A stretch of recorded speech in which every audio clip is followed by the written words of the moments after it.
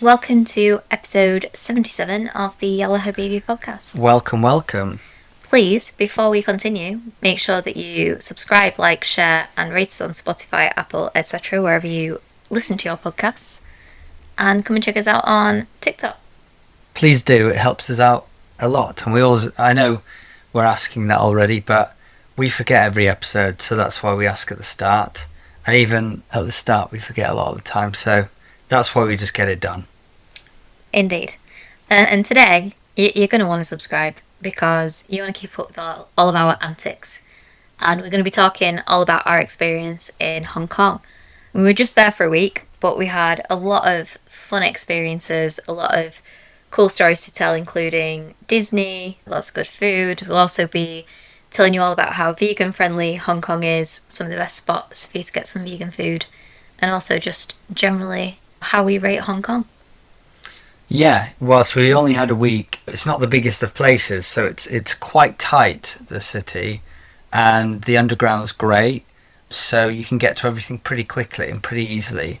Even Disney being literally on a different island, you get there within, less than an hour?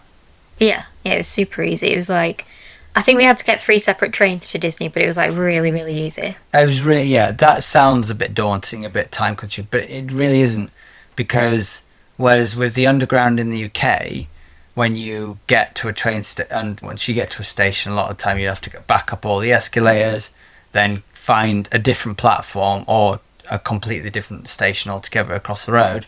With this, you'd get off and then you would just walk across to the other, the other track on the other side, and that'd be it usually. Yeah, super easy. And the last of those 3 trains is a Disney specialist train as well. So like, when you get to that particular station, the only train you're getting on, like the only people getting on the train are going to Disney. So it's super easy, and it's a really cute Disney-themed train as well. Yeah, it is pretty cool. It is. But we want to start with a funny story, and that is Scott's experience of getting a massage in Hong Kong. Yeah, it was a bit bizarre because I was keen to get a massage. We get one every month. Honestly, I highly recommend it, especially when you get into your 30s. If you've only really done massages for like a special spa day, a birthday treat, honestly, I would change that mindset. I would look at it as a lifestyle choice. I would say really once a month. It is a bit of an expense. You are in the UK, you're going to be spending at least £50, which that is quite an expense, that. But honestly, I just think for longevity, for flexibility, for feeling good, to get those aches and knots out, especially around your neck and your lower back, like it's just killer. And of course, when we're lugging luggage around, it just gets even worse. So we both always like to find one. So, and there was a bunch in Hong Kong, and I finally found one online. I booked it literally within the moment. I booked it literally an hour before, so it was pretty good. And it was pretty normal up until I met the person who was going to massage me. Pretty normal entry. It was a bit tricky to find, as you'll find in Hong Kong. Everything's sort of built on top of each other, so what might look like a business building actually holds not just offices, but 6 restaurants, 7 different shops, and opticians, and a dentist. So it can be a little bit difficult to find places, but eventually I did, and I went in. It's pretty normal at first. They welcomed me in, clarified everything. Then you tend to switch your shoes off in Asian countries. They tend to give you some slippers or like sliders, and then you go in. So and they always give you these paper thin pants to wear. I never get fully naked for that because I don't feel comfortable to put these paper thin pants in. I don't know. I don't trust whether they're new or not. Yeah. But anyway, got down, was ready to go, and she comes in and she seems sweet, pleasantries. But she was just a bit bizarre. What was bizarre about her? So, well, I'll start with an annoying thing first, is that her phone, she must have been the most popular woman in Hong Kong, because her phone buzzed every 2 minutes. So that I thought it was my phone. I was like, oh my God. But then after it buzzed for like 10 minutes, I was like, no one's messaging me that much. So I was like, wow, that can't be mine. So that was irritating. But the weirdness, so I guess it started with her making noises. Kind of noises. Like, almost like when a child, when you're trying to convince them to eat, and you go, oh, here comes a choo-choo train, choo-choo. I feel like she was doing that in her head whilst massaging me. Certain parts, like on the side of my back, like, ooh, like, no, just having fun, like almost like it's a game, as if I'm Operation and she's one. And it was playful. It wasn't like, oh, what the hell is going on? But she was quite childlike. She was quite childlike, and then it got weirder. So then she like went mental about my tattoo, which was quite nice actually, just because it has my family on it. But she was like poking the different people on my arm. Like, ooh, yeah, who's this? But the weirdest was she pulled my beard. She started massaging my face, and she just yanked my beard. And I thought she did it by accident at first, but then she did it a couple more times and was laughing. How bizarre. I think something we have learned is in China, you won't see many, if any, local people with a beard or even a moustache, to be honest. Yeah, facial hair is not a thing, is it really, in a lot of East Asia? No, facial hair isn't. And there is a little fact I've learnt about this, but I don't know if that's true for the whole of China. But it was true for this... God, I forget. I wish I remembered the name of the mountain people. But they were mountain people who live in, let's say, the highlands, North China. If you go to the YouTube channel, Mike OK, he's a British explorer. About 5 videos ago, he did a really great video, about an hour and a half, and he basically treks with these guys and they actually talk about it. But they were saying that a while ago, the government actually banned beards. They banned... Oh, bizarre. Yeah, they banned beards. And from what he got from the translation of what they were saying was it was because it had because Taliban, usually the stereotypical Taliban they're a bearded man. And apparently that was not a good reflection on those people because that image was not a good image. And at the time there was a lot going on around the world with terrorist attacks. It was banned out of safety. I'm not sure. I wasn't clear whether it was for safety, so then they could find the ones. Oh, you've got a beard, so you have to be a Taliban, which seems a bit crazy. But maybe to not threaten people. Like, it was an interesting one. So I don't know if that's true for all of China. I knew it was true for these mountain people, and even though he was saying even though the rule has been, it doesn't exist anymore. He says most people still choose not to. So maybe that's true for all of China. I'm unsure. How interesting. Well, I guess that kind of is similar to how in Japan tattoos are associated with gangs. And so, like, that's what they don't like you to go in onsens and, like, public swimming pools with tattoos because in recent history, tattoos were only worn by gang members. Yeah, the Yakuza. The Yakuza. Is so like the most famous one. I guess it's just a similar kind of thing to that, isn't it? It's that, or like how maybe in the UK we have a negative connotation of hoodies in some respect. Yes. Or balaclavas these days. Oh, the amount of kids just in balaclavas. Yeah. I just find that terrifying. Yeah. No, it is intimidating. So that, yeah, I guess it's... While it's not necessarily... what's the word? Like... I guess correct to assume that someone has a beard, so therefore they must be a terrorist. You can see that that's a pattern that's been followed in different cultures, I guess. Yeah, there's interesting rules around the world, and I think there was one on somewhere they weren't. I think we tried to book one. They weren't allow. Yeah, they didn't allow my tattoos, did they? So yeah, you've got to acknowledge these rules and respect them, and it's worthwhile understanding why they exist and just respecting that. And I think it brings a more rounded view on the world, really. Totally. To do that. So yeah, but going back, the massage experience was a funny one. So she was playing. It was in a playful way. She's like, oh. She's like, oh. And she was like always giggling, and it felt like she was a woman, like, but it felt like almost like a young girl was doing it. She felt very young at heart. She felt like, but so it was just interesting. And then what's hilarious, where you probably think I'm ridiculous, but they said the guy at the reception said, "Would you like to leave a tip?" And I just did.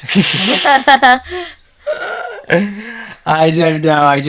I felt a bit pressure. I went, "Oh yeah, okay." But I was like, it was such a bizarre experience. I was like, I don't know if I was happy, but the massage was actually pretty decent. You can have some pretty mid massages when you're abroad if you don't get the right one, but it was decent. But I didn't know whether to tip her. I did, and she was very happy about it. So, odd experience. Very good. I also went for a massage in Hong Kong, and my experience was very normal. You had a normal experience. Yeah, in a different place. So funny. Yeah. Well, it was a very interesting experience. So yeah, look out, guys. If you go for a massage in Hong Kong, you may get a crazy lady that pulls your beard and pokes your tattoos. Yes. Bizarre. And when I walked outside, I thought I was in a dream at this point. I was like, that was a weird experience. Let's just get home now. I walked outside, I looked across the road, and there's this woman literally wearing a billboard. When I say a billboard, I don't mean just an A board with just some writing on either side, which you could imagine maybe in the US someone would do that. And meaning, she was basically a cardboard cutout. She had like hundreds of TV posters on her, and she was like walking around. She looked bizarre. I sent you a photo of her. I got a photo with her actually. Oh yeah? I thought, oh, let's just lean into this weirdness, and I got a photo with her. And the translation was hard, but from what I understood, she was advertising a TV station. Nice. And she'd done it for years on that. So I was like, how interesting, what an odd advertisement. But you just find these odd things in other countries. Yeah. It's funny, Nick, I bet there's plenty of things that we have in the UK where they'll be like, oh, that's weird that you do it like that. But we just take it as normal. Yes. So that I guess it's the same for them now. They'll just be like, oh yeah, cool, yes, the woman with the billboards. Yeah, yeah. Funny. Well, something that I would like to discuss is something that is very close to my heart, and that is Disney. We had a fantastic time in Disney, didn't we, in Hong Kong? We did, yeah. And so I'm sure we discussed it on a previous episode, but I have completed all of the Disney parks in the world now. So when we went to Shanghai, that was my last Disney park out of all of them in the world. So I've been to all the ones in Florida, California, France, Japan. I'd been to Hong Kong Disney before, and now Shanghai. But we went back to Hong Kong, basically. Which, in my memory, it wasn't that great. Like, I put it on a par, like, Disneyland Paris I've always thought is a bit, not naff, but just not as good as the other parks. And I felt like Hong Kong was very similar. But getting to go back to Hong Kong, particularly with you, my darling, and particularly as it was at Christmas time, it was very special, and I absolutely loved it. So it was really great for me to, one, tick off my final Disney in Shanghai, but two, get to go back to Hong Kong and have like a more positive experience, I would say. Oh no, I'm happy to hear that. And just to calculate that up, that's 12 parks, 4 countries, and 2 states. Yeah. So, and they are on completely opposing sides of the world. So you have to work to really get to them. And we asked ChatGPT how many people it believes had done it, and it said 0.001%. Yeah, there's very few people in the world will achieve all of the Disney parks in the world. So I feel quite proud to have done that, because I've always been a Disney fan. I used to work there, been on many happy family holidays there as a child and as an adult. Yeah. And it is one of those things that you can enjoy both as a child and adult. And I love it. I very much enjoyed both of the Disneys that we did on this chapter of travel, which were Shanghai and Hong Kong. I thought the castle in Hong Kong was interesting. Which one did I prefer? I think I loved the show. Was it Lion King in Hong Kong? Yeah, that was so good. Yeah, that was the best show. That was excellent. Definitely go see that if you go to Hong Kong. It feels like a proper West End production. Yeah, and it's really similar to the one in Florida, but I would argue even better. Right. I think Shanghai was a bit better on the rides. Had a bit more selection of rides. The big ride for Hong Kong, what was it called? It's Space Mountain, not Space Mountain, but something. Yeah, it was that. like Epic Space Mountain, or like it's a different version of Space Mountain. Basically, it's inside. It's totally dark. It's a Star Wars theme though, which I was surprised. It was totally Star Wars theme. The Star Wars effects was pretty cool because you were like one of the spaceships firing through the sky, and the way they shot it's like lasers almost. They fire from the spaceship. The way they did it with the screen as you would ride around it was just very realistic. But blooming heck, it does half rug you about. I bet. I chose not to go on it because I'd had about a vertigo a couple of days before, so I thought better of going on it. Yeah, because I got on within less than 10 minutes. I went in the single rider queue, and I was like, oh, I'll probably do this again. Came off. I was like, that was cool, but I'm not doing that again. I got ragged around. I was that guy. I was that old guy in the car. Like just making that noise while so kids are like, what are you doing? I was like, blimey, and they weren't soft seats either. So I was like, no, I can't do that again. But yeah, it was really quite good, wasn't it? Where was the Pirates of the Caribbean one? Oh, that was in Shanghai. That was excellent. That is one of the most impressive. I mean, you could rate. So we'll do a whole episode on it. I think we'll do an episode where we rate the Disney parks and the rides and stuff. So you can rate rides in many different ways. Biggest drop, most thrilling, scariest, whatever. But I don't know what I'd put this in, but like maybe just how interactive it felt. Like it was as if you were on a real live movie set and every epic scene was happening all at once. Yeah. It was unbelievable. It was. And there were alternate rides as well. We went on it twice. It was that good. And there was an alternative ending. There was, yeah. On each one, so... I like that when they have little Easter eggs like that. Yeah, it's cool, wasn't it? Yeah. I was blown away. Like, my jaw was on the floor for the entire ride. I thought it was so good. It was well impressive. The animatronics, like, just everything. It was sick. Yeah, I think it has some of the best animatronics in the Caribbean rides. Yeah. It was wonderful. Yeah. So that was... I think that, the rides, I would say, were... Shanghai had the edge. And... I mean, we didn't watch any shows in Shanghai, but just that Lion King show was phenomenal. I nearly cried at the end of it. It was very emotional. And they did because we were there at Christmas time, they did a Christmas drone show in the sky. So that was really cool. Yeah, that was cool. It snowed on the... It was really cool. It was so cool. Scott's winking at me because he was in a shop buying stuff at the time. Yeah, that was... that was my Twitch, to be honest. No. My Twitch stream. Sorry, Dad. But yes, I didn't see it. I was too busy buying stuff in the shop. Yeah. But I saw the light show on that, and they did not do fireworks because of because of the fire in Hong Kong. Yeah. So like out of respect, and they didn't want to upset people when there'd been such a tragedy. They chose not to do the fireworks. Interestingly, we can go back within 6 months for free if we choose to. Well, so maybe we do. Maybe we do. But yeah, it was just great. All in. Loved it. Loved it. Let us know if you want to know more about Disney parks, because Shelby's been to them all. So yeah. Any questions? Any questions? Just throw them in the comments, and then we'll just happy to just do an episode on it, and then what's worth going to. Yeah, absolutely. And a short answer, if you want to choose one, go to Japan. Yeah, Japan is very good. Japan was great. Well, darling, I would love to hear what crazy things you've learned about this week. I'd love to tell you. So Scott's WTF of the week. Every week the world gets a little weirder. Let's talk about the strangest thing that went down this week. So, this is an odd one. It's about pigeons. And I quite like pigeons. I like pigeons. I feel like they get a bad rap. Mm. And I really like pigeons. I think they're cute and I think they're really nice. And I don't think they're offensive. I think they're really quite nice. No, they've helped us a lot during war times, etc. Oh, exactly right. Yeah. And you're about to realise they help us a lot more in cancer, of all things. So Hannah Fry, and there's a full video on this, so I will post the video in the description, and it has a sort of broader conversation, which I'll touch on in a moment. But Hannah Fry talks about a real study where pigeons have been trained to spot cancer cells in medical images.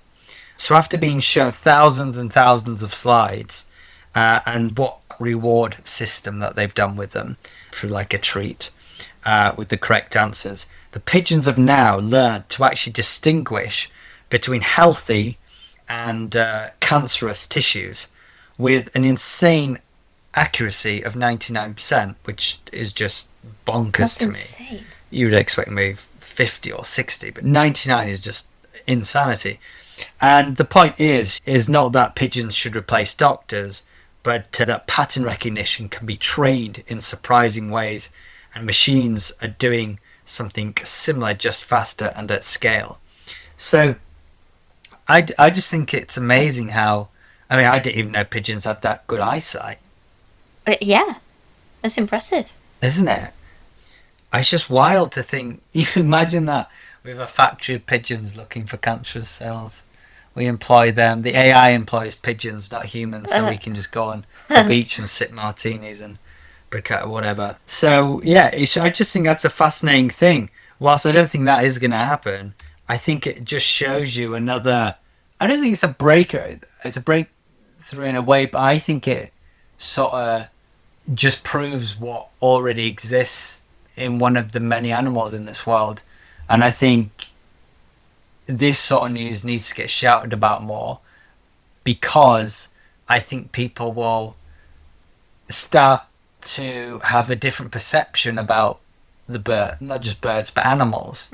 Because whenever I speak to people about animals, whether they're a meat eater or not, I mean, of course, if you become a vegan or vegetarian, there tends to be someone who's more conscious or more educated around animals. So I would say more the meat eater of my friends. But I say generally, people just completely disregard how intelligent, emotional, and complex animals are on this planet. And it just absolutely baffles me that. I just think just because we don't understand, and just because we don't see it from their perspective, and just because we don't speak their language, we see them as a simpletons. But actually they're highly complex individuals that can do a lot. It's just we just can't see it because they're framed in a different way. And I think that is the most dangerous way of looking at life. It's the most narrow-minded way of life. Is I can't see it. I can't see. You get what I'm saying, right? Yeah, totally. Like, for example, like dogs have a really strong sense of smell, like way stronger than we could possibly understand. And like, I mean, if I was to chat to my dog Milo, if I was able to communicate with him, and he was like, "God, smell that over there, like 200 feet away. Can you smell that? It smells great." I'm like, "No." He'd be like, "What do you mean?" Like that'll be exactly what Milo would say to me. He'd be like, "What do you mean you can't smell that far?" Like, how can we set the benchmark for what is, like, worthy of consideration of, like, impressive? Like, yes, we exactly. as humans have, like, a benchmark that if an animal doesn't reach that benchmark of, well, they can't use a computer and they can't go to work and they can't put on a tie, so they're a lower being. Whereas whales can send communication thousands, I don't know, hundreds of kilometres away. We can't do that. No, it's yeah. Well, that's what I'm trying to say. So I think that this is a good story for that. I think it's a good story. Totally. And overall, the video is an interesting one. It basically talks about the questions whether computers should be trusted with like major decisions, which of course is becoming more of a reality, and just really using algorithms, AI, to speed up and scale pattern spotting, but also analysis of all types of data. So Yeah, give it a little watch. I'll share the video in the description. It's about a 30-minute video. And I really like that. Is it Hannah Fry, is it? It is, yes. Yeah, she's got great videos. Really interesting woman. Always, shares usually mathematical based things. So I just recommend checking her out in general. Nice. Well, I love that story. And if they are detecting things and they're pigeons, what band should they join, Scott? Pigeon Detective. They should. Pigeon Detective. I used to listen to them a lot. We actually saw them this year, I think. Do we? I think it was this year. Oh, nice. Didn't we see them? I've not. I don't feel like I've seen them. Oh yeah, we have. I've seen them in the last 2 years, and Maybe it's at Kendall.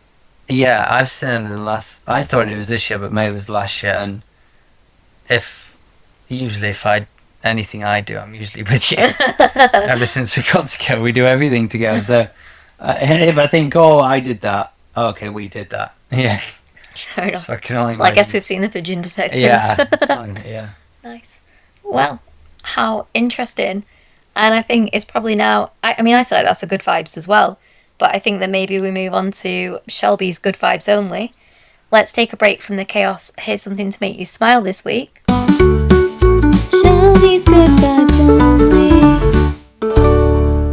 Since in the last decade, deforestation has slowed for the third decade. So global forest loss is still huge, but the rate is dropping. If we compare 2015 to 2025 to the 10 years before, so 2005 to 2015, we have lost 10.9 million hectares versus 13.6 million in the previous decade. So that's quite a significant amount of decrease in deforestation. Like, I don't want to get it twisted. Like, there is still a significant amount of deforestation, which is awful, but that amount is much less than it has been previously. And probably what is the most uplifting part of this is that over 90% of forests are actually regenerating naturally. So that means, like, without human intervention, they are just naturally, like, through their own, like, pollination and seeds and soil fertilization, they are just naturally regenerating themselves. And I think it's if we left them alone for, I think, 40 years, then, like, they would totally have regenerated. That's amazing. Cool. That's amazing. Yeah, I do wonder what the world would look like if we just didn't chop anything down, if we just let everything grow. It'd be, yeah, I think it'd be quite cool. It'd be a bit harder to get around everywhere, but it'd be amazing if we just let the earth just get engulfed by nature. It would be interesting, and I wonder what that might... I don't know, like, do you think that would ever happen? Do you think they'd ever say, right, that's it now, no more building? No more concrete, no more... No, I don't think so. I think we would have terraformed to another planet by that point. Maybe so. I think it'll happen before we need to have to make a decision like that. That's horrible to think about. Like, I like the idea. I think that would make a pretty cool, like... Well, it wouldn't be utopian film, or, like, futuristic sci-fi film set in a world just like ours that stopped destroying it. Yeah, there must be one out there. The amount of films they make about that type of stuff. I think there must be a planet out there. There must probably. Be. Yeah. Well, Elon's going to take us there. Oh, God. If he's going, I don't want to go. And then Trump will rule it. Jesus Christ. Leave me here. Yeah, I may as well we just stay here and die. Well, that was a good story. And that's exciting to see with all the misery in the world around the environment. I think that's... I mean, I was shocked to hear that. Yeah, it was really impressive. It's amazing. Well, we've had our stories, and now I think we should share with the dear listener how vegan Hong Kong is, because we know that's why you're here, really. Well, maybe so, yeah. Let us know. Yeah, Vegan Voyagers. It's time for Vegan Voyagers. Yes, this is where we rate out of 5 a couple of questions about the give me a word. Veganity of Hong Kong, or any country we go to. So, how easy is it to find vegan options out of 5? This is. So it was relatively easy. not like super easy, not as easy as some of the other places we've been, but there were plenty of totally vegan places or vegetarian and vegan places, and like plenty of places that had vegan options on the menu. So with that in mind, I'd probably give it a 4 out of 5. Yes, I would agree. I think it wasn't totally like just general restaurants wasn't the best vegan options, but the main thing that was the saving grace is there were a reasonable selection of actual just totally vegan or veggie restaurants, Yeah. which we pretty much stuck to, as you'll find out in a moment. So yeah. How tasty is the vegan food? Oh, 6 out of 5. Yeah, 5. we'll stay to our Richter scale of 5. But yeah, I couldn't agree more. It's so good. I can still taste it right now. I could be sat in one of those restaurants eating one of those meals right now. Yeah, I wish there's a particular restaurant we'll tell you about in a minute. I wish we had that on our doorstep. Me too. Yeah. I mean, because we literally did have it on our doorstep when we were in Hong Kong, and we went there multiple times a day at times, pretty much every day of the week. Yes. And it was so good. So yeah, how tasty is the vegan food? Definitely 5 out of 5. 5 out of 5. Do you ask me the question? I will ask you. Yeah, how affordable was it, Scott? How affordable? Well, we've got to be fair here, because whilst there was one restaurant that we went to that was really fair on price, we have to make it more balanced as a whole. And I would say it's about 3. Hong Kong is quite expensive. It's similar to London prices, I would say, like maybe a bit cheaper, I'm not sure. But yeah, I mean, a main meal minimum was like 16, 18 pounds. So yeah, you're going to be spending at least on yourself with a drink and a main £30. If you're getting a starter, maybe more than that. Yeah. So it was for sure more on the pricey side. So I would say, yeah, I'm going to go over 3 on that. Yeah, I would agree with that. I would say it's pretty average in terms of price. That being said, the 2 places that we're going to talk about shortly were exceptions to that, and they were very cheap. That was like, there's a buffet that we'll tell you about that was £10 per head, all you can eat for an hour and a half. And then another restaurant that was even cheaper than that, like £5. I can't believe how that was so cheap. I can't get over it at all. It didn't make sense because there was not one other restaurant that existed that was that cheap. No. I really didn't understand how it was that cheap. Yeah, it was like almost like Lao prices. It was quite impressive. So a dish or restaurant you must try. So I think the 2 restaurants, I'll start with the restaurants first, are Bodhi Vegetarian, and that was the buffet that we're speaking about. That for me, was that one my favourite? No, I think the one closest was probably my favourite, but it was really good. They did a lunchtime buffet and they did an evening buffet. They start for a couple of hours and only do like a tea service. But yeah, it was like £10, roughly £10 per head. And it was just loads of stuff. It wasn't totally vegan, but the vast majority was. And they like walked us around and said what had egg or milk in it. Really loads of different types of tofu to eat, loads of salad, different rice, different noodles, and absolutely banging lemon iced tea. Oh my God. I could have drunk that entire. Yeah. That was insane. I tried not to think how much sugar it had in it. It just tastes. Oh God, it was so good. Yeah. It was so good. Yeah, the selection was fantastic. Yeah. And the other restaurant was Yat Some Vegetarian, or Sim Sha Sui in Chinese, I believe. I think that was the area that we were staying in. Oh, why is that? Because that was the name of the underground. Ah, okay. So yeah, Yat Some Vegetarian, which is actually opposite where we stayed in Chungking Mansion. And yeah, excellent. It's in one of those business buildings that I'd mentioned earlier, so you might get a little confused, but it's I can't even remember what it's between, but it's quite. Was it a pizza? It's very near. There's a Pizza Hut and an Irish restaurant. Right, yeah. So it's somewhat between them, and it looks like a business building. You go in, it's floor 2. They're really welcoming. We always joked with them because we kept coming in, and they started recommending us food, and it was just it was nice to go there. And I didn't have one bad meal there, and I tried I was trying to try most of the menu. I tried probably about 7 different things. Yeah. But my absolute favourite happened to be the first thing I tried. Was the pumpkin chestnut and balye tofu with rice. It was excellent. You don't usually get... What I've learned through this last chapter of travelling is I really like pumpkin. I've learned that. And what I appreciated with this is you never get chestnut in anything. No. Chestnut's like not a thing anyone really uses. So I was like, oh, that's exciting. And the portions were really big. So that was excellent. Yeah. Yeah.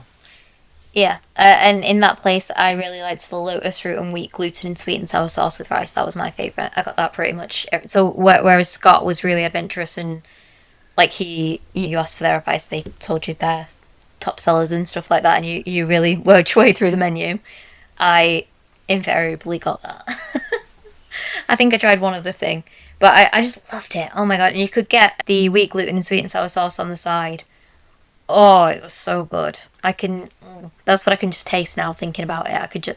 I could be in that restaurant right now. So clearly. It was great. Really, really good. So yeah, definitely check them out. they nailed the sweet and sour. I'm not a big fan of sweet and sour, but again, I guess another thing I've learned about my taste buds, I actually do like sweet and sour. I just don't like how it's made in the UK.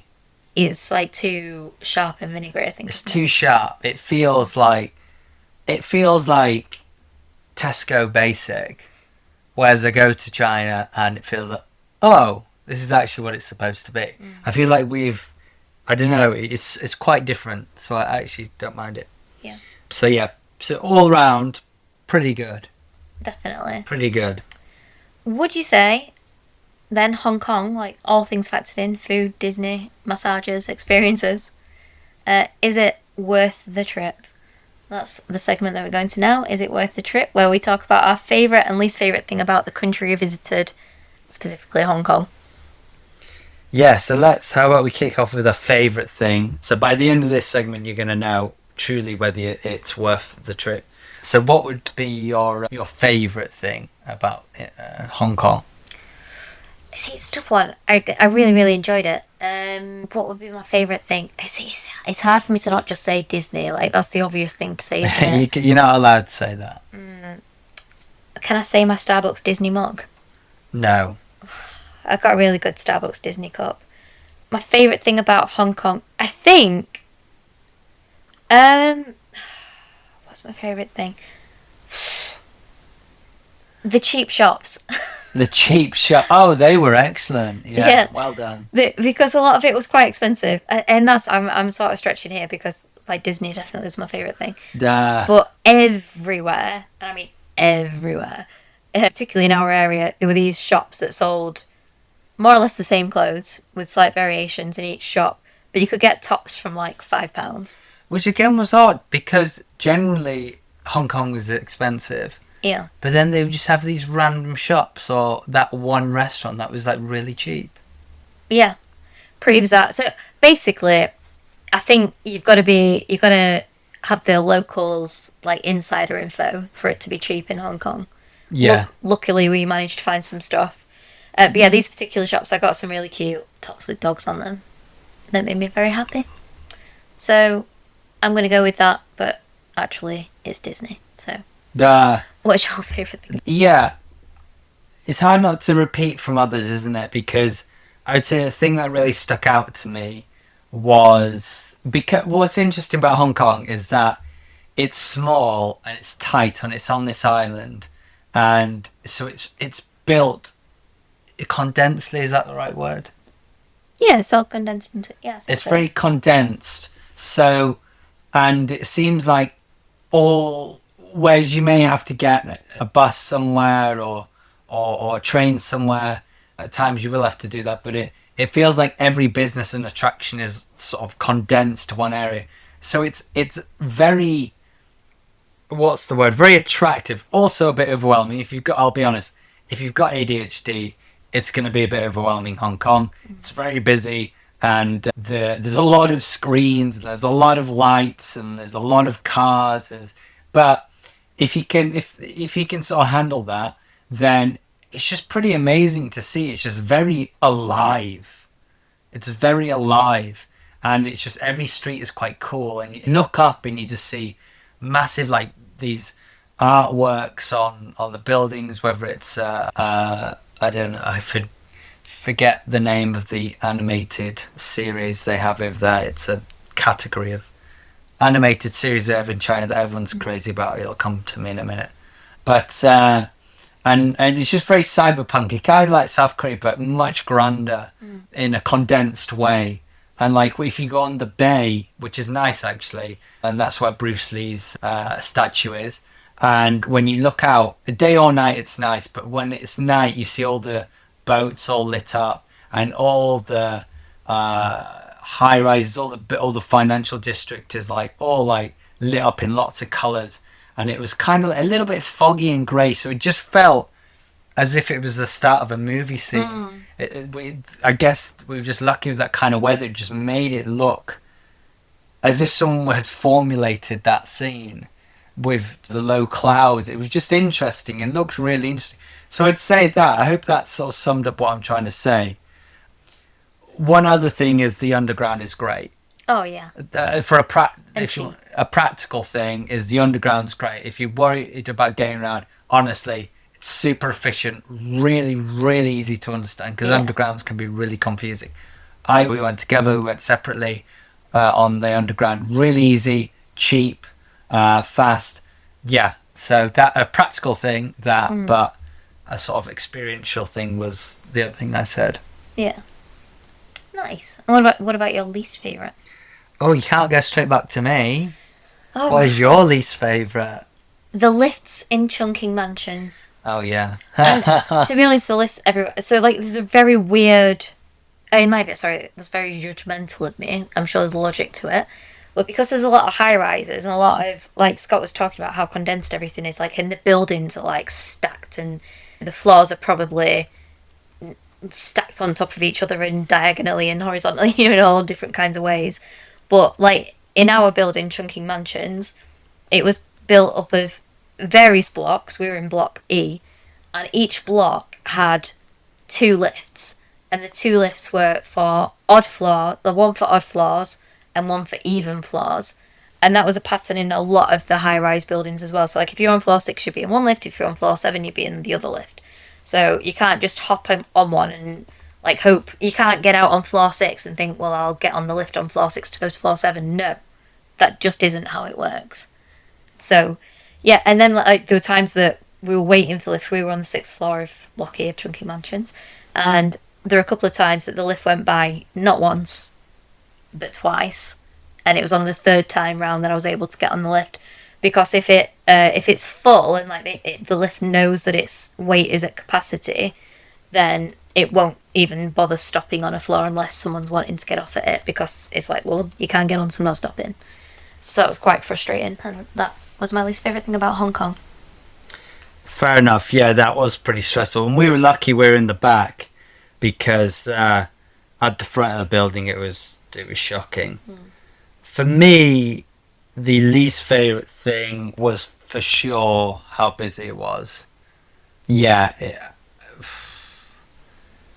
I'm trying to think of somewhere that has been as or even busier. Well, Mumbai. Yeah, I was going to say Mumbai, India.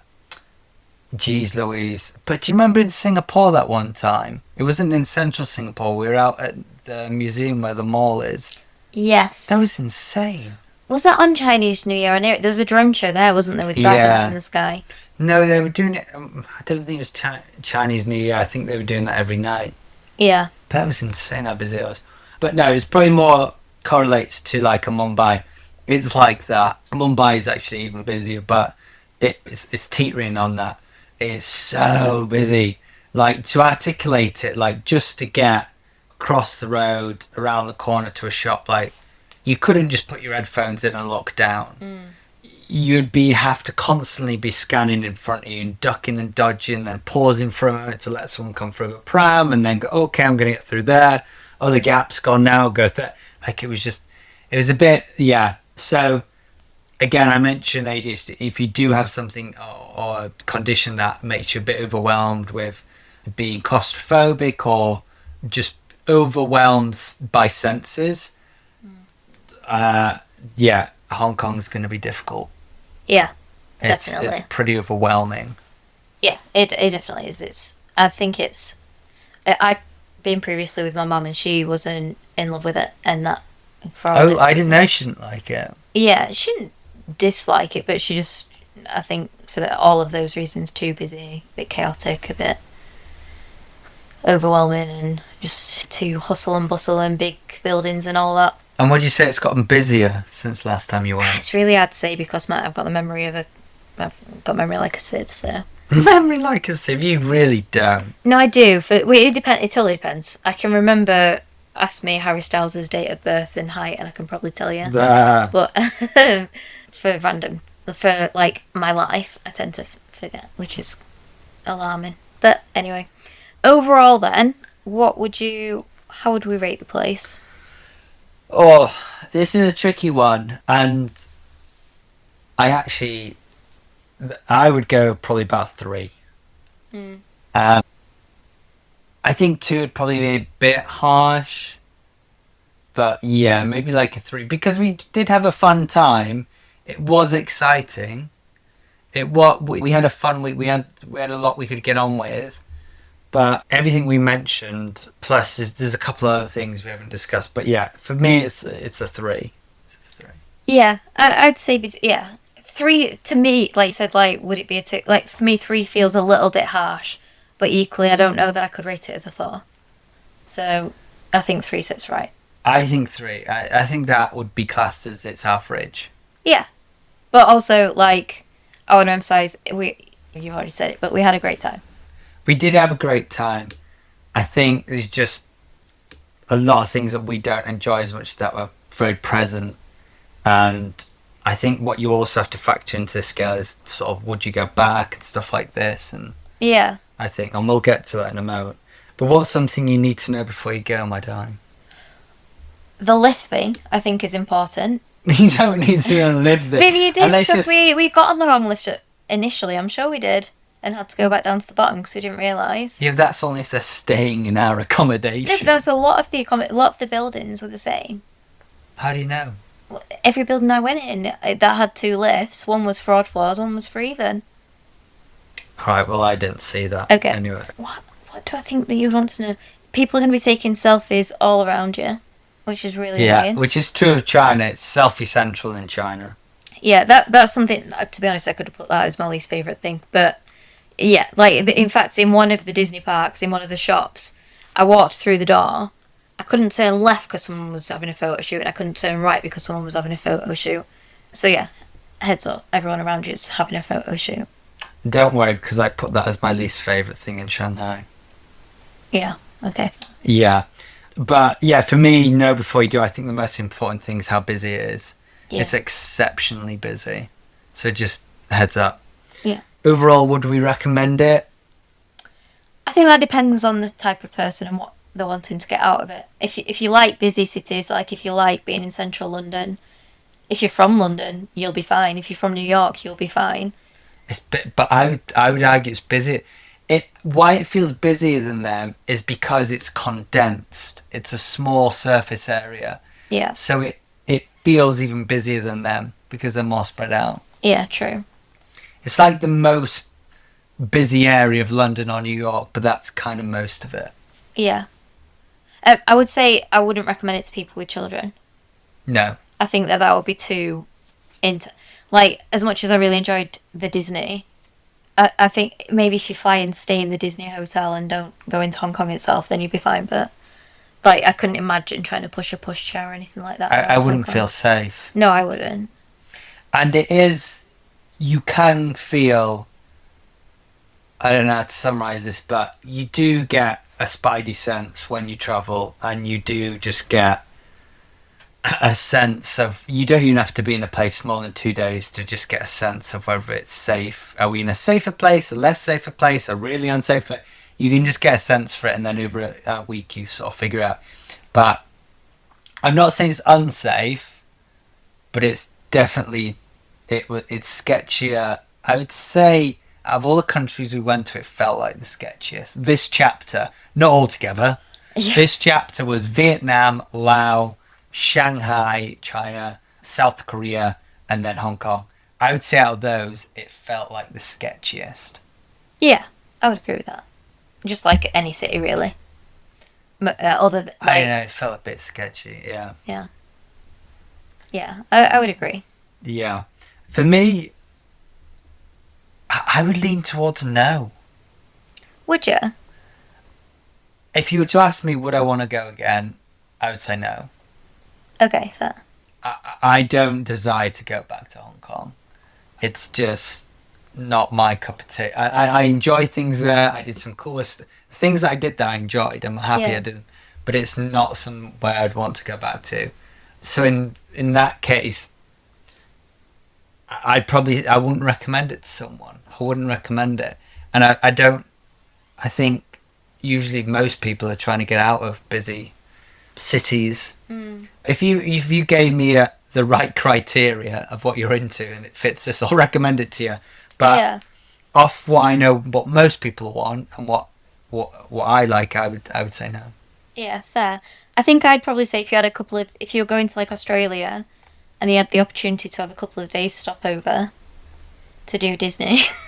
Oh my god, you gotta stop talking like Disney. We have to give more authentic, because people that half of them might not ever go to Disney, they might not even be into it. No, that's true. So we have to give them a real, because Disney isn't a representation of a country. It needs to be. No, it's not. But I suppose, yeah, okay, yeah, fair. No, fine. No, I wouldn't recommend Hong Kong. Or would you not? Well, I would. I don't know. Yeah, I would for a couple of days stopover. I think it's a cool place to see. I think you've nailed it. A couple days. Yeah. For the people who are okay with all the stuff we mentioned. Yeah. I think that's the best if you were to go to it, but I ain't recommended it to people. Yeah. I think, yeah. Which is crazy. This is our lowest. It did well on the vegan ratings. It did pretty well. But this is actually, when it comes to worth the trip, this has been our lowest rated place. Wow. Shocking. Of the first time we've not recommended it. Well, that feels quite harsh. I don't think it is harsh. Fine. You're on the somewhat recommend, I'm on the no recommend, and it got a level 3 of rate the place. That is the lowest rating of any country we've done. Fair. But it's not like oh my god, don't go there. No. It's not that we're recommending don't go. We're just not actively recommending go. Yeah. It's not a horribly bad place. It's not like, oh god, we just wouldn't even think about it. It's just... It's not Mumbai. Oh god, Mumbai. Yeah, Mumbai. Which is no, we would not recommend that you go. We actively recommend it's a -5. It's a -5. But the people in it, I want to make sure that the people are... other people, they're brilliant, they're a right laugh. But there we go. We've definitely gone over 30 minutes. We have. But thank you so much for listening anyway. And make sure that you subscribe and like and share and rate us. Yes, thank you for listening. We hope you enjoyed it. And let us know if you think we're wrong. Let us know in the comments and say, hey, I went to Hong Kong and I bloody loved it. You're wrong. Let us know. We'd love to hear it. Another adventure wrapped up. But the journey never ends. Keep your bags packed for the next one. And remember, when in doubt, just say, Yalla Habibi. See you next time.